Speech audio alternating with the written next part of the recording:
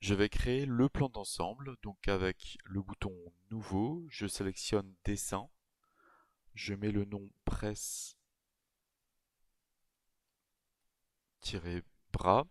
je coche ici éventuellement déjà utiliser le gabarit par défaut et je vais choisir un format A3 pour assemblage. Donc on aurait pu choisir un format plus grand pour avoir plus de place, mais pour des questions d'impression rapide en salle de classe, on va choisir un format A3 pour assemblage. Je valide le gabarit donc de départ. On a ici une vue de face, une vue de gauche, une vue de dessus, une perspective et la nomenclature. Je vous conseille de donner la plus grande échelle possible en fonction du format choisi pour garantir une bonne lisibilité de votre plan.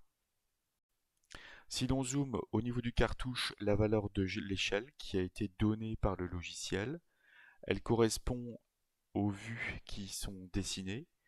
Et si je double-clique sur la vue générale, je retrouve ici l'échelle par défaut qui correspond à celle donnée dans le cartouche. Donc pour changer cela, en bas à gauche ici je double-clique sur la valeur numérique et je vais mettre la valeur de 1 et je valide au clavier.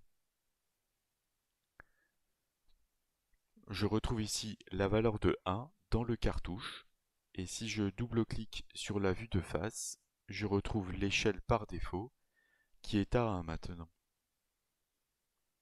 Donc je peux déplacer un peu les vues comme ceci.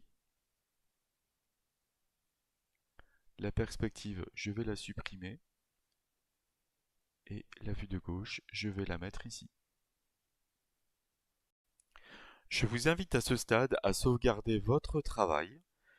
Donc il faut savoir que le plan d'ensemble est le parent de tous les autres fichiers tels que l'assemblage et les sous-assemblages ainsi que les pièces.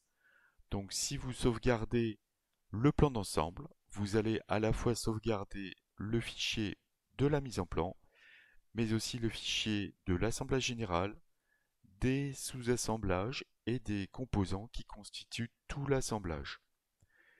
Pour cela, il y a deux méthodes. Soit vous faites CTRL-G au clavier pour régénérer avant de sauvegarder, et CTRL-S, ce qui permet de sauvegarder tous ces fichiers, ou bien en haut à gauche, vous sélectionnez Fichier, puis Enregistrer sous et enregistrer une sauvegarde, et vous n'avez qu'à valider cette fenêtre.